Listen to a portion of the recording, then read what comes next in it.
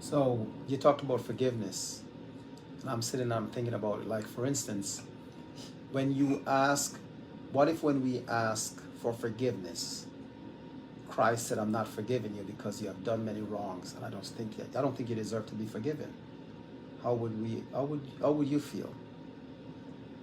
Like if Christ said, "I'm not going to forgive you because you know what, you've done with your, you get 10 forgiveness, it's over, I'm not forgiving you anymore," right? But then we struggle to forgive someone else. No one say you got to love the person again. No one say you have to hang out with the person again, but you can forgive them.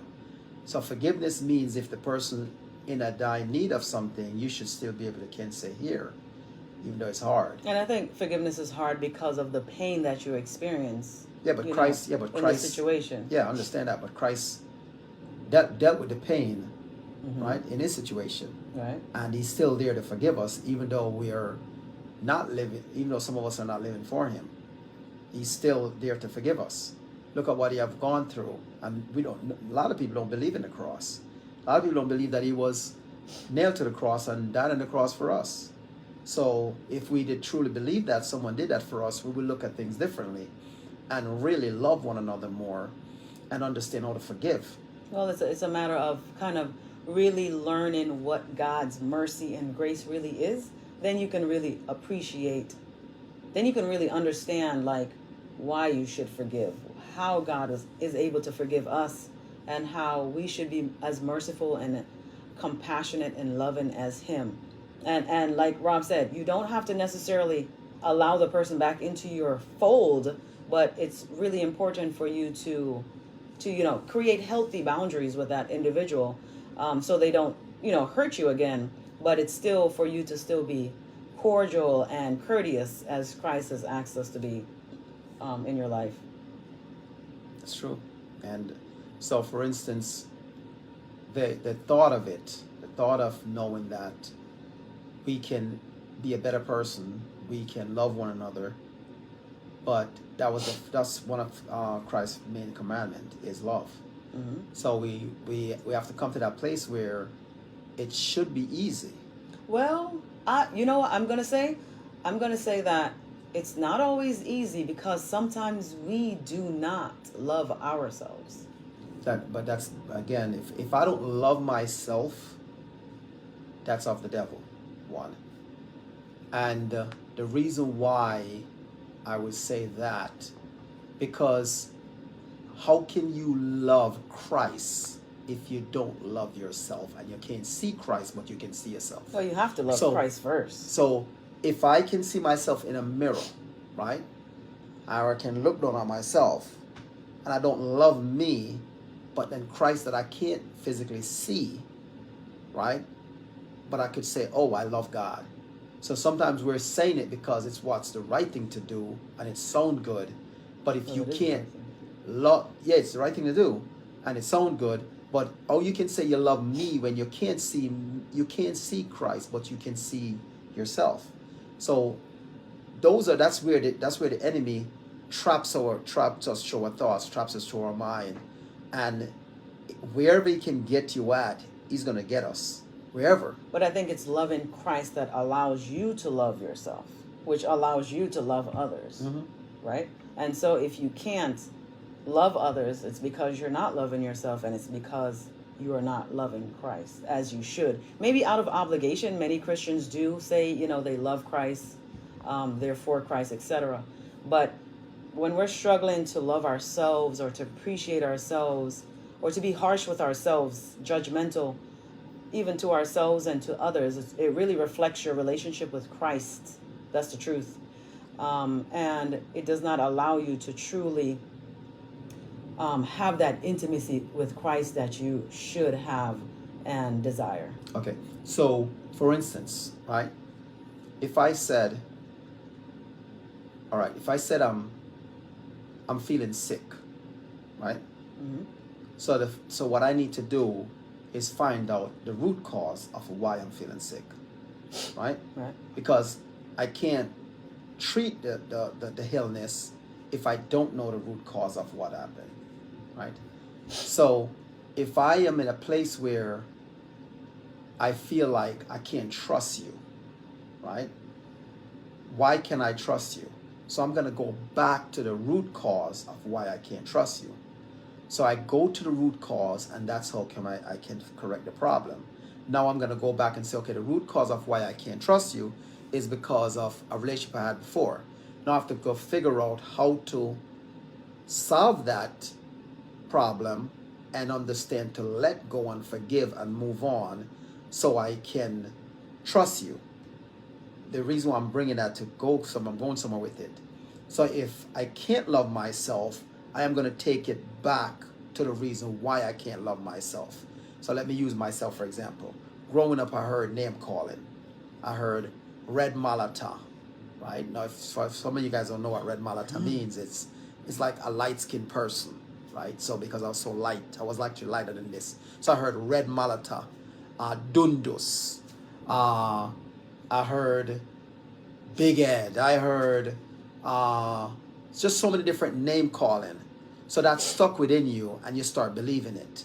So now you grow up and you don't love yourself. But then when you look at yourself, you're like, whoa, wait a minute here. I'm a handsome man, right? Then you start to realize to yourself, wait a minute, what they thought of me is not what I actually am today. And I feel good. So you realize it, man, I love myself. Then you really now start showing that confidence. So it's a sense of understanding the root cause. So whenever you're going through a problem where you feel like there's an issue, what is the root cause that caused me to stress? What is the root cause that caused me to gain weight? What is the root cause that caused me to be sick? There's always a root cause of what the problem is. Definitely. But sometimes we're afraid to go back to the root cause of the problem because we are afraid to really get rid of the problem. Am I making sense? Why would you be afraid to Because get rid of the sometimes the problem makes us feel good.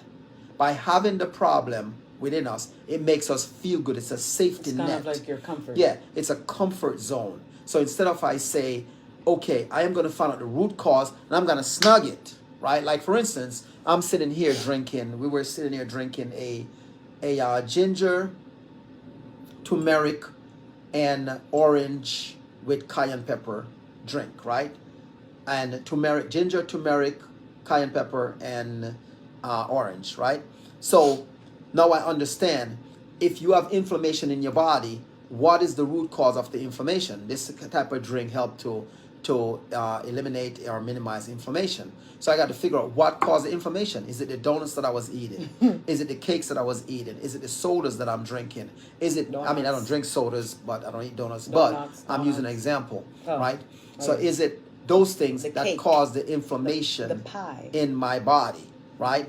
So you have to find out the root cause. So to solve the problem with any with issues that you're going through or we're going through, we have to come up with the root cause so we can solve the problem. If we're not coming up with a root cause, we're not going to solve the problem. Like one of the biggest thing, like we was talking before, and you said about like, okay, there's, am I gonna say 50% of divorce, right?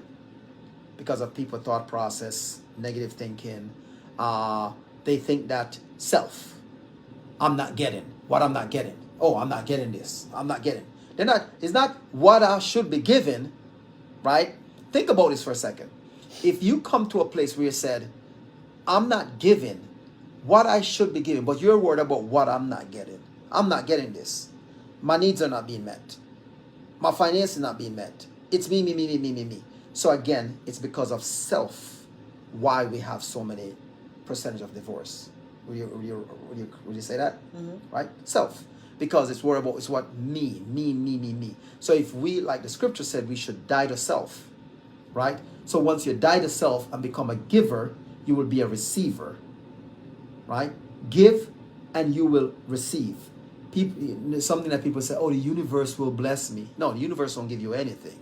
Let me clear that up. Universe gives you absolutely nothing. Mm-hmm. Let me repeat again. Universe gives you nothing.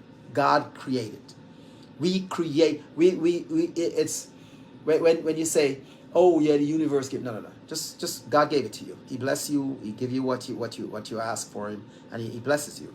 Or he blesses us. So we have to come to that place where we understand those pieces to the puzzle that we got to die to self. If not, we're consistently going to be worried about what we're not getting. Oh, I'm not getting this. So the moment you're not going to get it, guess what? You're going to the next. You start getting it a little bit from there. Then by the time you know it again, you don't get it again, you're going to the next. So it becomes a hamster wheel like this. Like this. And it just screws your thoughts up. You start thinking start thinking negatively, and you just keep spinning around. Mm-hmm.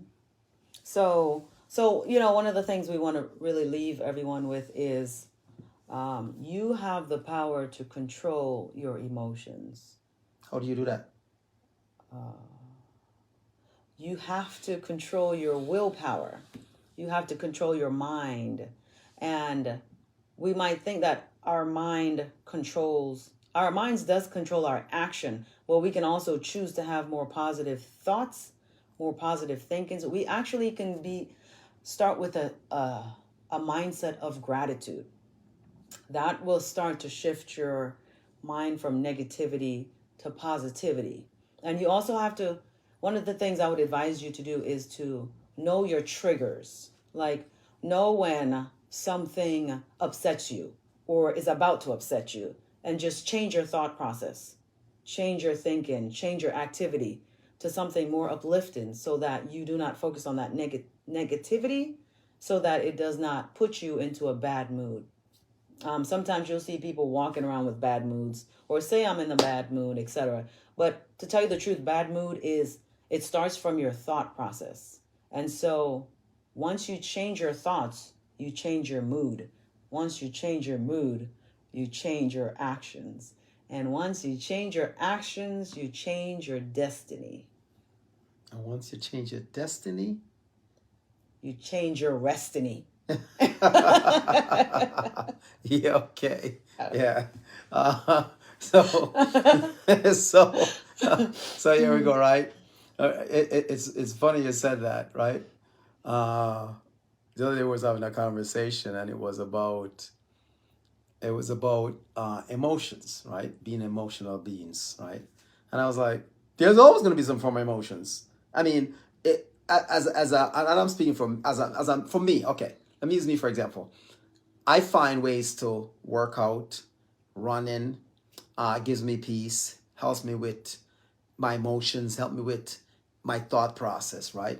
And then we're talking about, as far as a female would say, oh well, it's my emotions. There's always going to be emotional stuff, right? Not always. But if it's not one emotion today, for the emotion tomorrow, there's going to be another emotion. So it's like, might as well just say, you know what? Let me just live and forget about this emotional stuff, because there's going to be another emotional stuff. Right? No, sir. Okay. All right. If you say so. All right. If you say so, that's fine. I'll take it that that's way. A man's world.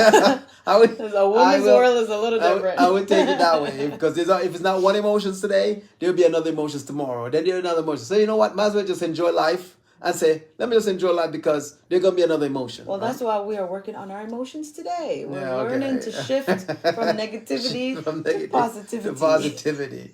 Okay, so thank you guys so much for joining us. We appreciate it. Leave some comments below. Let us know what you're struggling with, or even some suggestion on how people could overcome. We would really appreciate that. And if you're an entrepreneur and you're struggling with anything, please reach out to us. We're here to give you a word of encouragement, a prayer. And if you know an entrepreneur, just reach out to them and find out how they're doing, because sometimes, they are suffering alone.